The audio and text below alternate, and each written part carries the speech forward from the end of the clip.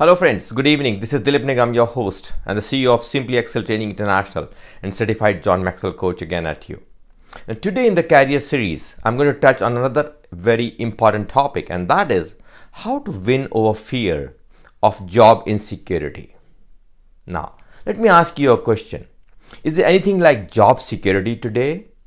I remember those days when my grandfather was doing a job. He started with one company and continued to be there for the rest of the life. And interestingly, after that, his son started with the same company and retired from the same company. Can you even think of that today in today's times? Forget it. No way. The word job security is anyway an alien word in today's world. And is it considered bad if you are retrenched from the job? No, it's not. It's a part of life. However, how would you feel if I show you ways to still secure your job through your initiative, attitude and hard work in today's times? Would you feel good? Would you feel comfort if there's a downturn or a retrenchment happening in your company, or a company is being downsized and you don't lose your sleep on those periods? Let me tell you some instance. 3 years back, in my company, there was a downsizing happening. In the sense, government had requested my company management to reduce 700 jobs. Of course, ours was a big company. So we had about 6,000 people. So out of that, 700 people were to be reduced, but still, that 700 was a large number. And a lot of people were scared of that situation. In fact, however, there were some people who were very confident, and sure that no big deal, nobody's going to touch them. They have been with the company for over 10 to 15 years. And ruling going around in different departments and has been there like nobody can shake them. And you know what? The first list came when the people were to be thrown out, and his name was the first name in that. And he was shocked.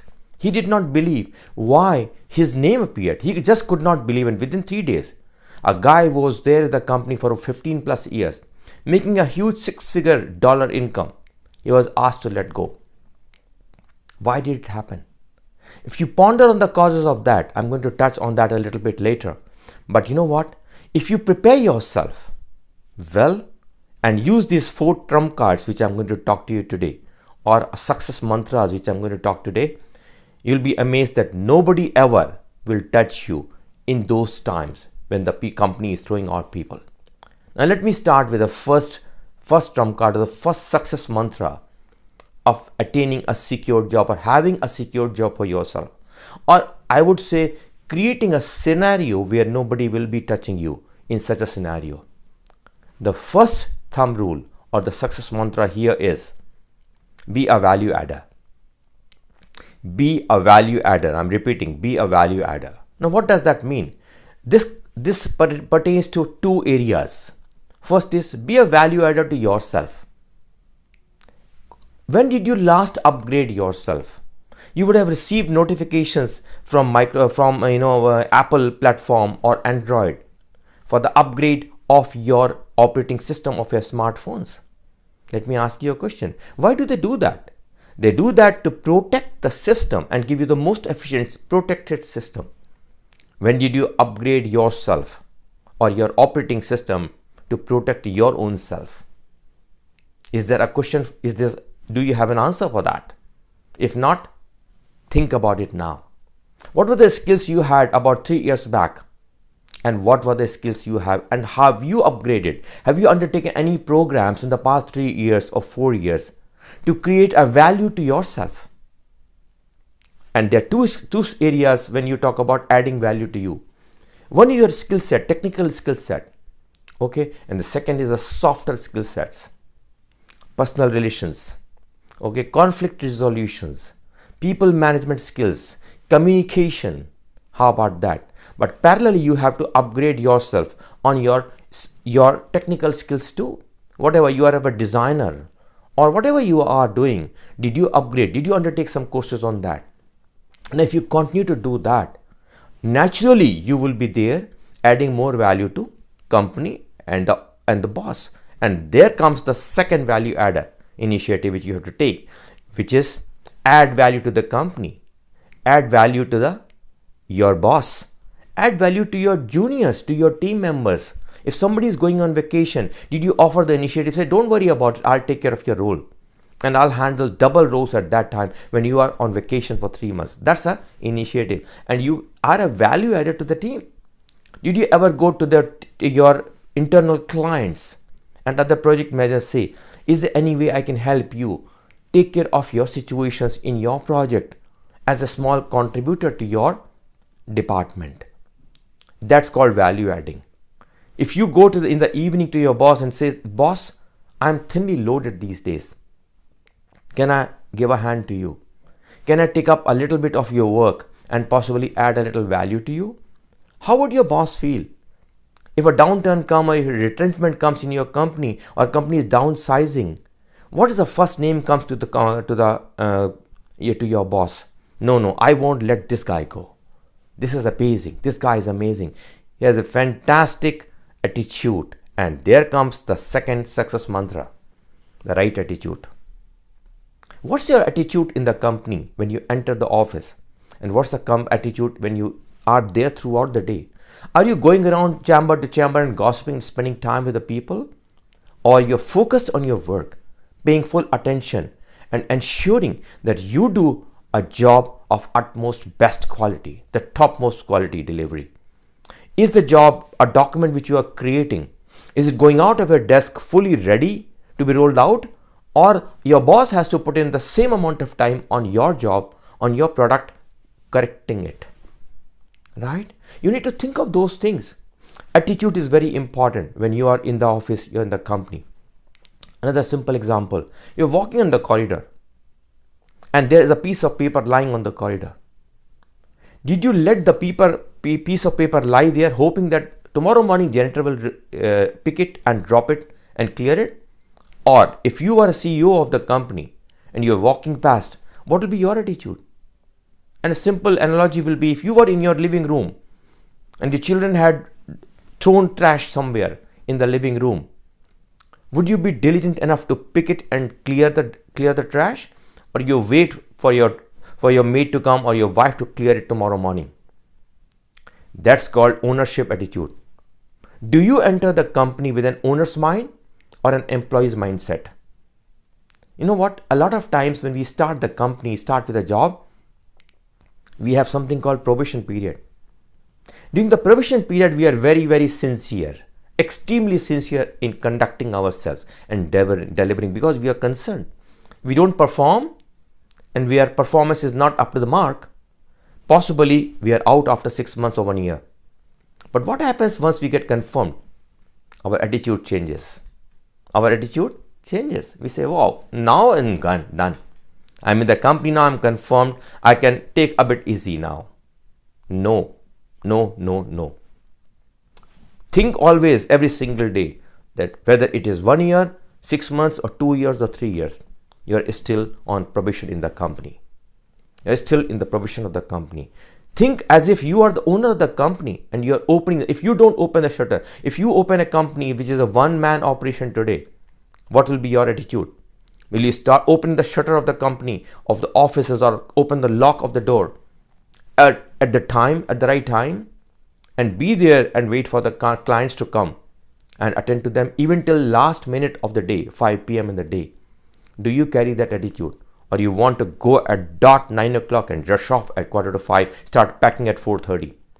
Your attitude counts. And please understand, whether you know or not, people know your attitude. And your attitudes are reflected very clearly by your behaviors and the way you conduct yourself in the company. Moving forward, the third trump card or the third success mantra for you will be the extra mile attitude. Extra mile attitude. I gave an example that you go to the boss in the evening and say, boss, can I help you with your load? I'm thinly loaded at this moment, rather than taking it easy. Okay, man, party time. I don't have much job. But you know what? Go ahead. Talk to your boss and ask his help. Ask him to help, ask to help him. How would he feel? Extra mile attitude. If suddenly a new project comes to your project portfolio of your boss and he is now struggling to settle it, because he has been given a new deadline and he has to handle 2 new projects at the same time, Are you the first one to say? And if he is in the weekly meeting, progress meeting, he says, I have 2 new projects coming on my plate now, and I have the same team required to handle this. Can I have a show of hands who would be willing to give me a hand and help me be a part, get this done within a short period of time? Are you the first one to raise your hand? Yes, sir. I'm the one. I'll be a part of your initiative. Do you participate in initiative outside your normal zone of operation? That's called extra mind mentality. Always think of going the extra mile.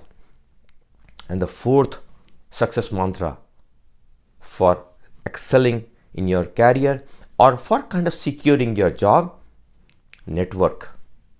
Connect with right people when it's not needed. That connection is not needed. Build relationships with people. When did you take the initiative last time to go and say thank you to your team members who have been helping you in your career path? When did you take the initiative of thanking your boss for being a great support and a mentor and a coach to you? Okay? When did you thank your peers for helping you, that you were on vacation and you know what, they were helping you? How about thanking the internal project managers or internal clients?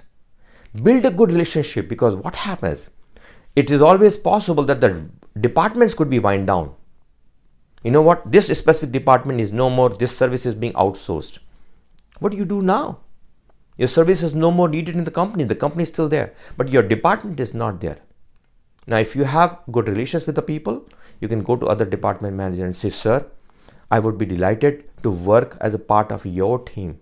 Can you give me an opportunity to come and learn with you and grow with you? If you maintain that relation with them, that is the time you will come handy to you. You know what?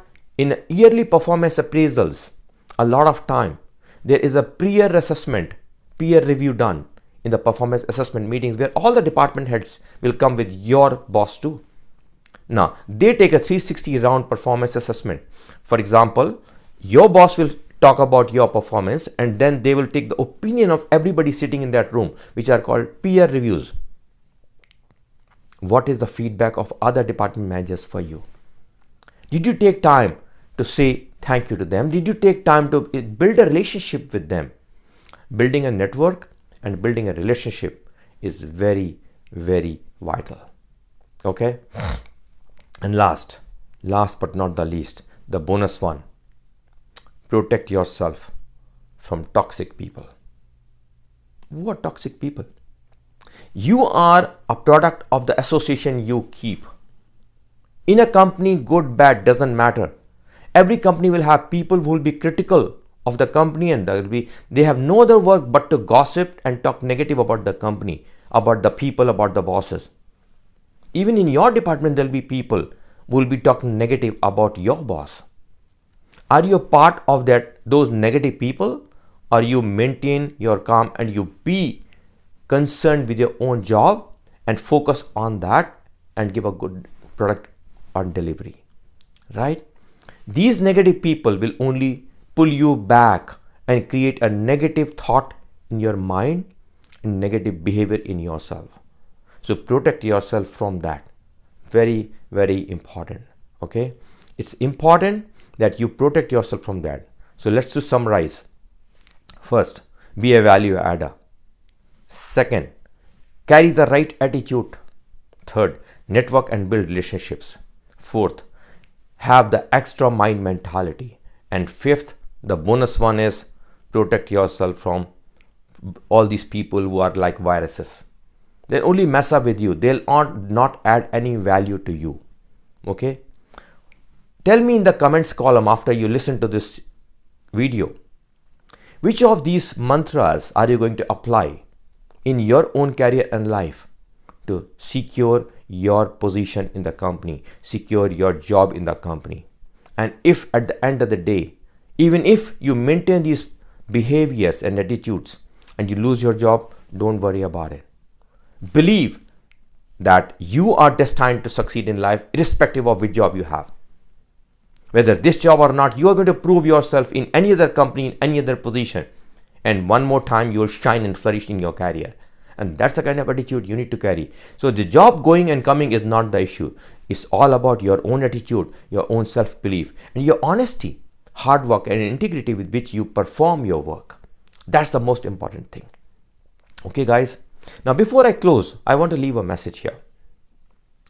Having spent 40 years of my career across 3 different countries, I have launched myself into a new mission of life, which is adding value to people's life, adding value to your life, and giving back to the community and society in a small little way to help you, impact you positively, and hope you will continue to enjoy and appreciate what I am doing. And you know what? Share with me what are the topics and subjects you want me to cover, and I would be delighted to bring it for you, for your benefit and for the benefit of my younger generation and upcoming generation. With that, I'm done. Take care. All the best.